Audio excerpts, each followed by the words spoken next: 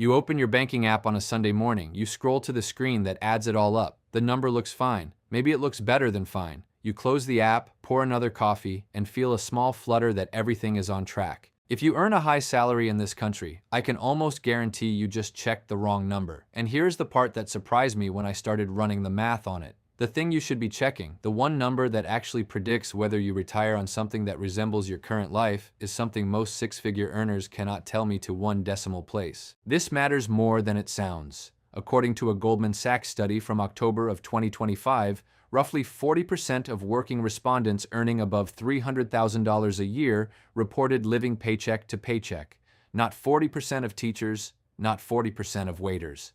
40% of people pulling in $300,000 or more. A separate 2023 survey from PYMNTS and Lending Club found that 51% of individuals earning over $100,000 reported the same thing. So if your W-2 has a comma in a place most people's don't, and you still feel like one bad month would crater you, you are not alone and you are not crazy. You are looking at the wrong dashboard. I have watched smart, careful, hardworking people miss this for a decade at a time. So let me show you what they are missing. Picture this. A surgeon, 38 years old, finishes a 7-year residency. Her gross salary the year she signs her first attending contract is around $400,000, which lines up with average general surgeon compensation in 2022. She buys the house, she buys the car. 5 years in, she opens the same banking app you opened this morning. The screen says her net worth is somewhere around $400,000 positive. She feels great, she tells her parents. Here is what that screen does not say. About $690,000 of that is illiquid, locked in home equity and retirement accounts she cannot touch without penalties. The cash she could actually access in 90 days is closer to $15,000. Her debt-to-income ratio is over 50%, which by lender standards is significant financial distress. One bad quarter and the whole picture cracks. That gap between gross net worth and liquid net worth is the single most important distinction high earners miss.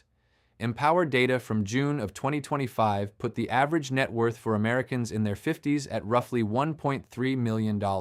Sounds healthy. Then you ask how much of that is liquid. The answer is often a fraction. The number you tell people at dinner parties is the gross number. The number that protects you when the bad month arrives is the liquid one. And if the gap between them is enormous, you do not have wealth. You have a story about wealth. By the way, if you found yourself nodding through that part, hit like. That little signal helps the algorithm push this to other people running the exact same misread. Now you might be hearing the surgeon example and thinking, okay, that is a doctor problem. Let me show you why it is not. The Association of American Medical Colleges fact card for the class of 2025 puts median education debt for indebted graduating physicians at $215,000 including pre-medical debt, and 70% of medical school graduates carry some education debt. Residency salaries during the long training period sit around $63,000 to $64,000 a year per Medscape data. Federal student loan interest is not subsidized during residency, so that $215,000 grows during the 7 years she trains. By the time she signs her first attending contract, that debt is closer to $284,000. She has not earned a real salary yet. She already owes the price of a house, and then the house comes, then the car, then the second car. You might be thinking, this is a doctor's debt problem, not a high earner problem.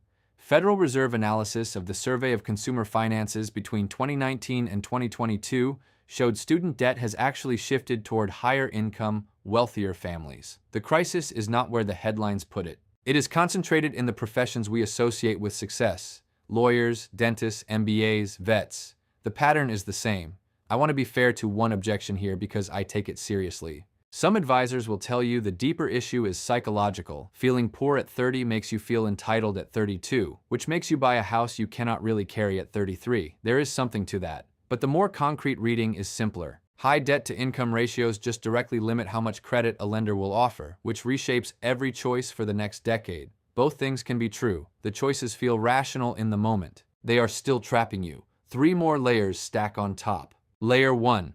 Per Forbes Advisor, average credit card debt per borrower in the fourth quarter of 2025 was $6,715. And here is the part that always surprises people. Federal Reserve data cited in Forbes shows households in the 90th to 100th income percentile carrying credit card debt had an average balance of $11,210. The richer you are, the bigger the carried balance can get. Layer 2.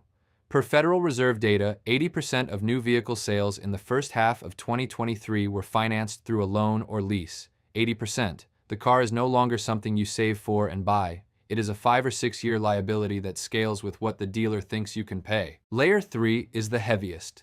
Take a $700,000 home with 20% down at a 6.5% rate over 30 years. The monthly principal and interest works out to about $3,539.34 on a $560,000 loan. Drop the home price to $490,000 at the same terms, and the monthly payment falls by about $700. That same comparison over the full 30 years means a difference in total interest paid of $214,248. That is a paid-for retirement account hiding inside one purchase decision. Some people will tell you this is just lifestyle creep dressed up, buying the nicer wine, the nicer trim package. I would push back on that framing. Lifestyle creep is what happens at the grocery store. What I am describing is something different.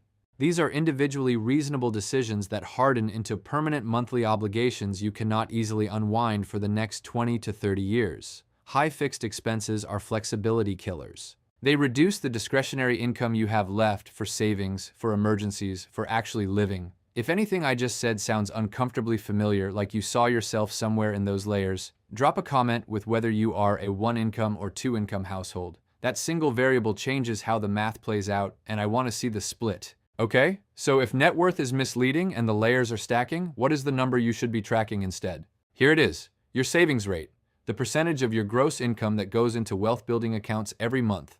That is the number. Per Fidelity Investments research, the recommended savings rate for retirement is 15% of pre-tax income from age 25 to 67 as a baseline. But for high earners, the bar is higher. A high earner generally needs to save 20 to 25% of gross income to retire on something close to their current lifestyle by 60. Read that twice, 20 to 25% of gross. If you are saving under 15% of gross, you do not have a lifestyle problem, you have a math problem.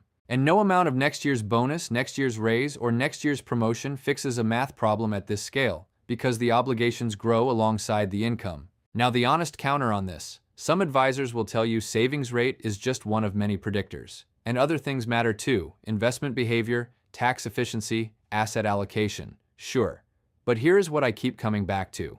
You can pick the world's best portfolio and lose to someone with a mediocre portfolio and a 15-point higher savings rate. The single most actionable, most controllable, most predictive lever is the rate, not the picks. If this just shifted how you are thinking about this, subscribe to keep these coming. Here is what makes the rate so cruel and so beautiful at the same time. According to standard compound interest calculations at an 8% annual return, $500 a month invested for 30 years grows to roughly $750,000. $1,000 a month grows to roughly $1.5 million. $1,500 a month grows to roughly $2.25 million. Picture this, you and your neighbor both pull in $300,000. He saves 8% of gross, you save 25%. Same job, same address, same school district for the kids. In 30 years, the spread between your accounts is somewhere in the 7 figures. Now the fair counter, yes, 8% assumes the market actually delivers on long-term averages, and yes, the path is bumpy. There are decades where returns disappoint. None of that changes the relative comparison between your saving and his.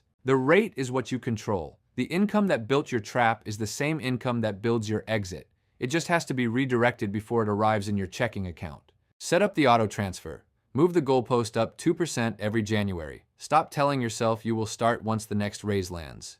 There is one situation where this framework needs an asterisk. If you are very early in a high-earning career and carrying medical or law school debt at rates above 7%, paying down that debt is functionally identical to a guaranteed return at that rate. The savings rate target still matters, but you may be hitting it through aggressive debt paydown for the first few years, not retirement contributions. Run your specific numbers. So the move tonight is simple. Open last month's pay stub, add up everything that went into a 401k, an HSA, an after-tax brokerage, employer match, anything wealth building. Divide by your gross. That is your real savings rate. If it starts with a 1 or a 0, you have your answer. This is general education, not personalized advice. Before you act on any of this, talk to a fee-only fiduciary financial advisor or a certified financial planner who can see your full picture, your tax situation, and your specific debt structure. Now, If all of this got you thinking about whether your savings rate is actually high enough to retire on, the next question almost everyone asks is the one I am answering in my next video. What does a real American retirement nest egg look like? And how far off is the headline number that gets pushed at you? I will see you there.